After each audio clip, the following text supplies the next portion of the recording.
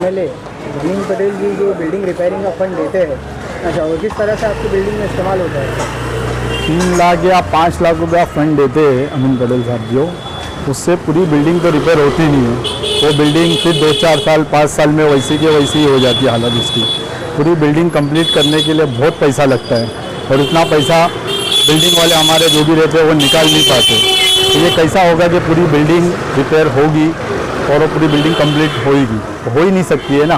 2-5 साल में वो बिल्डिंग की हालत वैसे की। बिल्डिंग रिपेयरिंग का फंड देते हैं उसमें पूरा नहीं पड़ता है। पूरा ज़रा भी नहीं पड़ता है ना। 3 लाख 5 लाख में क्या होता है?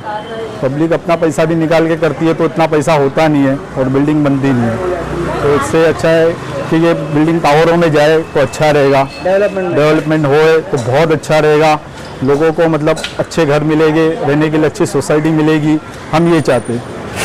और ये फंड जो मिलता है वो हाथ में 3 लाख रुपए हाथ में आता है और वो हाथ का फंड वो तो बोलते हैं 15 लाख, हाथ में 3-3.5 लाख रुपए हाथ में आता है। उसमें GST है, उसमें आपका आर्किटेक्ट की फीस है, तो उसमें आप अभी समझ लो कि कितना हाथ में फंड बचता है और कॉन्ट्रैक्टर क्या काम करेगा। क्योंकि आज हमारे जो एरिया की जो जितनी बिल्डिंग है सब बिस्मार हालत में है और वो तकरीबन फुल रिपेयरिंग मांगती है। लेकिन आज आप समझ लो कि 1.5 से 2 लाख के अंदर अगर हाथ में फंड रहेगा तो आप समझ सकते हो कि वो कॉन्ट्रैक्टर भी क्या काम कर सकेगा। और MLA साहब जो हमने हमारे को जो फंड देते हैं उसमें हमारे को इसमें हाथ में क्या आता है वो समझ लीजिए। वो जो फंड आता है हमारे वहाँ पे, तो सपोज 3 लाख का फंड अगर अप्रूव होता है तो उसमें वो आर्किटेक्ट कटता है, GST कटता है, नहीं करके तो 1-1.5 लाख रुपया होता है। और टेनेंट्स के पास इतना पैसा रहता नहीं है कि वो पेमेंट निकाले और ये फंड से पूरा कर सके। और उसमें तो आर्किटेक्ट कितनी बार खाली बात करते अपना लेके चले जाते और कोई हमारा बिल्डिंग का काम होता नहीं है। इससे अच्छा है कि हम लोग को टावर में खाली परमिशन दे देवे तो हम लोग टावर कर उस पर चले जाएंगे, वो बाकी का बाद में देखेंगे। लेकिन ये सब चीज़ों से बिल्डिंग रिपेयरिंग फंड है वो हमारे लिए कुछ मतलब रहता ही नहीं है उसका कुछ। अभी 3 लाख का अगर अप्रूव करते हैं, GST कट के, ये आर्किटेक्ट कट के, हम लोग के हाथ में 1.5 लाख कुछ आता है। और टेनेंट्स लोग इतने अमीर नहीं है कि पैसे निकाल के सब बना सके।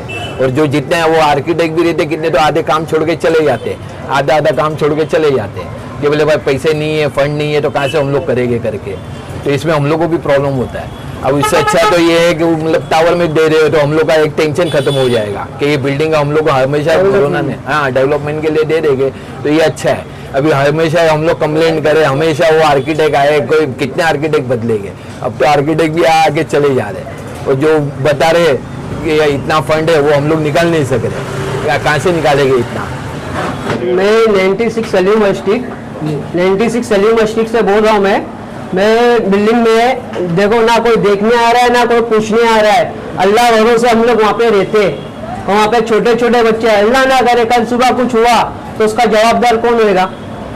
बिल्डिंग रिपेयरिंग का जो फंड है आपके बिल्डिंग को नहीं मिला है? नहीं मिला है, बिल्डिंग का फंड ही नहीं मिला है। मैं वहाँ से बोल रहा हूँ, मैं 96 सलीम स्ट्रीट में रहता हूँ और मेरे घर में छोटे छोटे बच्चे हैं सब।